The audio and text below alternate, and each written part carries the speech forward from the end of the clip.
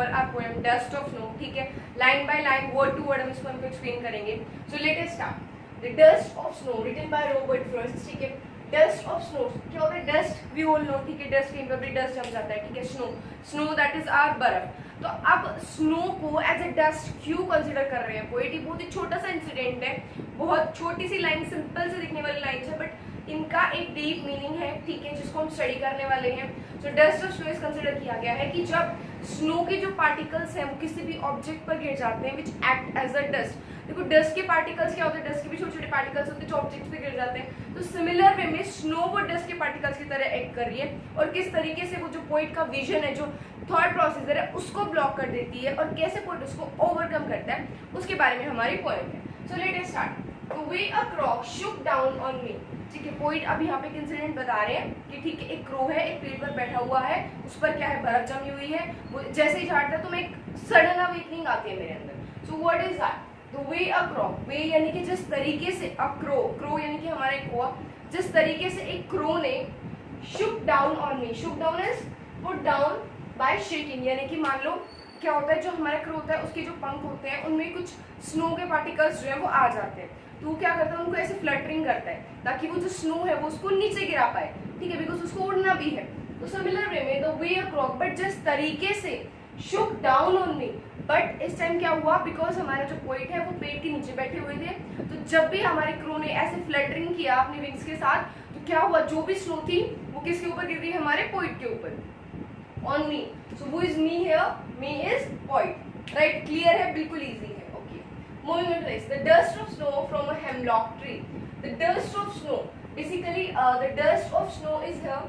Dust, जैसे मैंने explain किया, डस्ट फाइन पार्टिकल्स होते हैं स्नो के, बट यहाँ पे snow as a dust act कर रही है, ठीक है।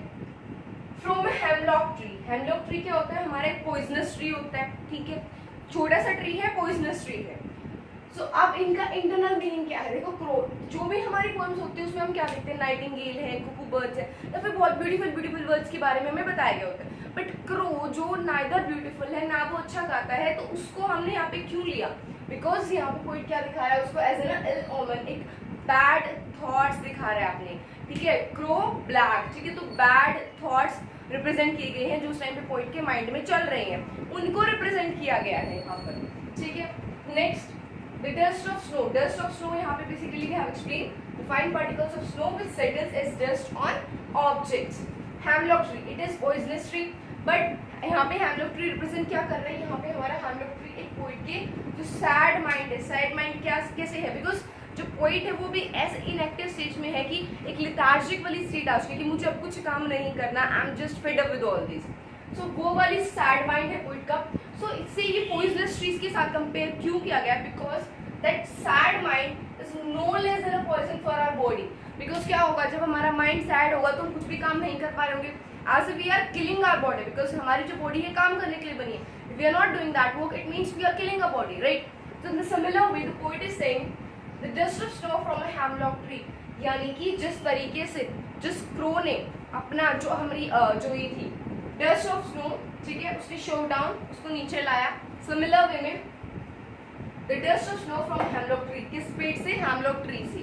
Okay, next line, has given my heart a change of mood, यानी कि जिस तरीके से उस क्रो ने अपने विंग्स पर से उस स्नो को जो डस्ट की तरह उसके विंग्स पर जम गई थी उसको हटाया from a hemlock tree. It has given my heart a change of mind, उसने मेरे हार्ट को अ चेंज ऑफ मूड, एक मूड मेरा चेंज कर दिया है। बिकॉज मूड चेंज कर दिया यानी कि पोइट को एक एनर्जी के साथ, एक रिन्यूड एनर्जी के साथ पोइट को फिल कर दिया गया है यहाँ पे, ठीक है। And saved some part of a day I had dreamed, some part यानी कि सम पार्ट किससे बचाया? फ्रॉम फर्दर सैडनेस, की अगर मैं ऐसे ही बहता रहता तो मैं और ज्यादा सैड होता रहता, ठीक है, मेरा पूरा डे जो है इसी सैडनेस में। आई हैड ड्रीम्ड, ड्रीम्ड क्या होता है? डिस्ट्रॉयड, मैं कंप्लीटली उसको खराब कर देता, just because I am sad, मैं उस पूरे डे को खराब कर देता, ठीक है। पोएम हमें समझ में आ रही है, इजी है, ओके।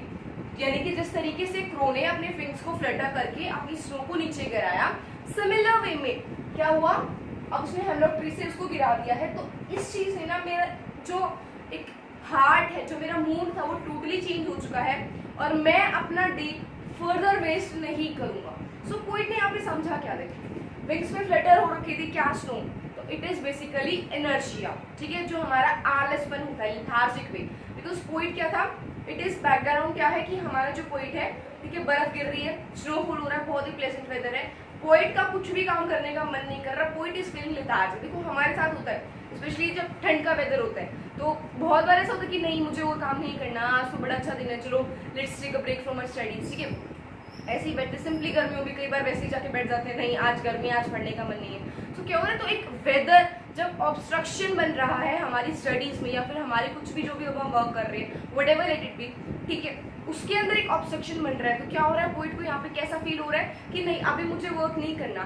तो जब आप फ्री बैठे होते हो तो क्या होता है, कुछ कुछ थॉट्स प्रोसीजर स्टार्ट हो जाता है, तो वो थॉट प्रोसीजर आपको कभी भी एक्साइट नहीं करता है अपने वर्क के लिए, ठीक है, वो आपको एक सैडनेस की फीलिंग दिलाता है। तो सिमिलर वे में पोइट के साथ भी ऐसा हो रहा है, बट जैसे वो एक छोटा सा इंसिडेंट दिखता है कि क्रो, ठीक है, जो बैड थॉट्स को ऐसे फ्लटर करके नीचे गिरा सकता है, हेमलॉक ट्री इस पॉइजन से बाहर आ सकता है, तो सिमिलर वे में जो मेरे पॉइजन, जो बैड थॉट्स मेरे दिमाग में बन के बैठे हैं, मैं क्यों उससे बाहर नहीं आ सकता। So at the very moment poet start हो जाते हैं और अपने काम करना स्टार्ट कर देते हैं। एंड वन इम्पॉर्टेंट मैसेज जो है, सम पार्ट, यानी कि ऐसा नहीं है कि पोइट ने सोचा कि मैं नेक्स्ट डे से करना स्टार्ट करूंगा, या फिर चलो ठीक है आज वाला तो मैं आज टाइम टेबल बना लेता हूँ, ठीक है, कल से मैं कोई करना है।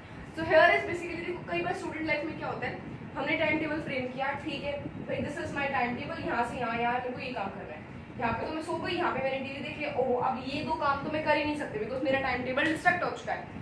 But poet is saying here some part of day, यानी कि जितना भी बचा है उसको एक रिन्यूड एनर्जी के साथ करना स्टार्ट कर दो। सो पोइट ने यहाँ पे नेचर का इंसिडेंट दिया है, ठीक है। So the poet messages a death of inertia. Inertia क्या होता है, हमारा आलसीपन, या तो तुम इनर्शिया को खत्म कर दो या इनर्शिया तुम्हें खत्म कर देगा। खत्म करने in the sense because human is something जिसके अंदर से डेली कुछ नया आना चाहिए, ठीक है, एक वाइब्रेशन आनी चाहिए कि हाँ कुछ है, ह्यूमन है। सो अगर वो चीज नहीं होगी so it is basically death of human. और वो डेथ कौन करेंगे, हमारे ill moments, bad thoughts which act as a poison, right. Clear हो रहा है meaning, okay. Deep meaning of simple incident, बहुत ही सिंपल सा इंसिडेंट है, उसका एक सिंपल सा मीनिंग लिया गया है। Next, the poet shakes of his bad thoughts. जिस तरीके से यहाँ पे जो हमारे क्रो ने शुक डाउन, यानी कि जो बेसिकली शुक डाउन होता है एकदम झटके से किसी चीज को नीचे गिरा देना, डस्ट ऑफ स्नो को गिरा दे, तो सिमिलर वे में पोइट ने अपने बैड थॉट्स को गिरा के उन्हें एक रिन्यूड एनर्जी के साथ फिल कर लिया। देखो सिंपल सी बात है, यू हैव योर ब्रेन, ठीक है, अगर आप उसके अंदर अपने बैड थॉट्स भर रखे हैं तो उसमें जगह नहीं होगी गुड थॉट्स के लिए, तो गुड थॉट्स के लिए जगह नहीं होगी, so there will nothing good in your life, right. So make it a habit कि अपने जो बैड थॉट्स है उनको दिमाग से निकालो, शुक ऑफ। एज जो क्रो है जिसको हम ब्लैक बर्ड, ठीक है, एक एलोमन की तरह कंसिडर किया गया है पोइट में, जब वो ऐसा कर सकता है तो हम क्यों नहीं कर सकते, ठीक है। और वेरी इजी पोएम, सिंपल है, ठीक है, आई होप चीजें क्लियर होंगी। If you have any doubt do let me know in the comment section, and if you have understood do subscribe my channel. Thank you.